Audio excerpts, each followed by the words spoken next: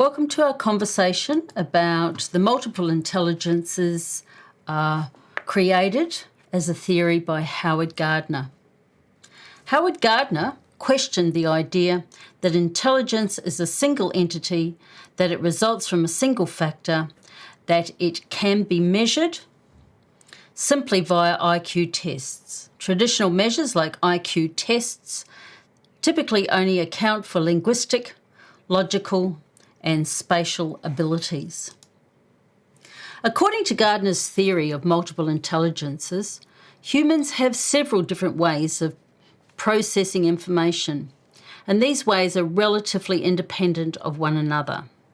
So in 1999, he identified 9 intelligences. On the slide, they are listed as verbal linguistic, logical mathematical, naturalist, bodily kinesthetic, musical rhythmic, interpersonal social, intrapersonal introspective, and visual spatial. The 9th one was actually called existential or spirituality. It's not often used when we are using the intelligences in a school learning environment. He claimed that the intelligences are used at the same time and tend to complement each other as people develop skills or solve problems. The theory validates educators' everyday experiences that students think and learn in many different ways. It also provides educators with a conceptual framework for organising and reflecting on curriculum assessments and their own pedagogical practices. In turn, this reflection has led many educators to develop new approaches that might better meet the needs of the range of learners in their classrooms. Therefore, teachers need to attend to all intelligences.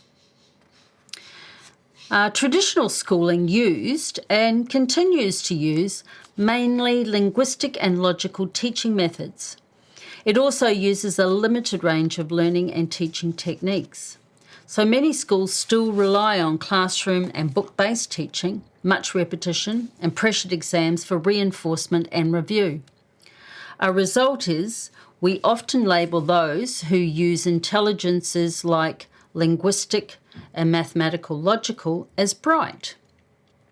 And those who use the less favoured intelligences, such as musical or bodily kinesthetic, often find themselves in lower classes with various not so complimentary labels and sometimes lower quality teaching. This can create positive and negative spirals that reinforce the belief that one is either smart or not so smart. By recognising and understanding your intelligences and those of your students, you can use techniques better suited to you, yourself as a teacher aide, and your students. This will improve the speed and quality of your learning and theirs. So take a multiple intelligence quiz, answer honestly, and see which of the intelligences you use the most.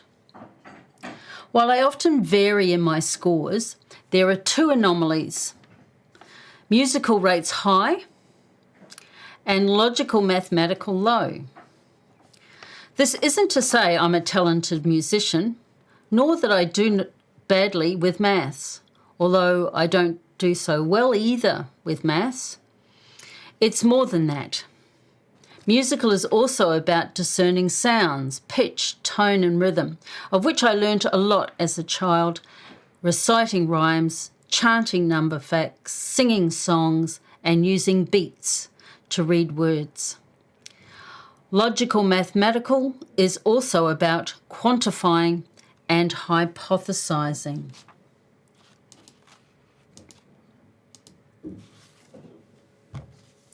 The theory of multiple intelligences challenges the one-size-fits-all approach to learning. The theory demonstrates that students potentially have strengths in areas such as art, sport, music, investigating, working with nature, to name a few.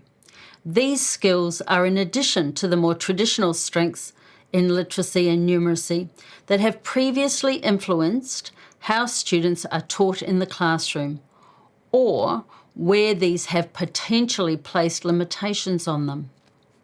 By considering how a student may best absorb or take on new learning, teachers are able to use these strengths to facilitate and support students to experience successful outcomes when completing curriculum activities.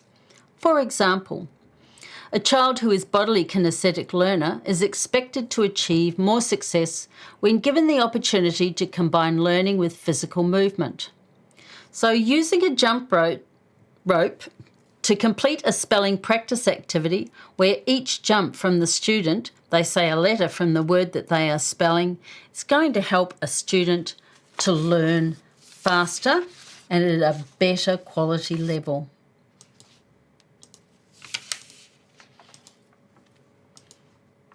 So in final words, everyone has all types of intelligences at varying levels of aptitude. All learning experiences do not have to relate to a person's strongest area of intelligence.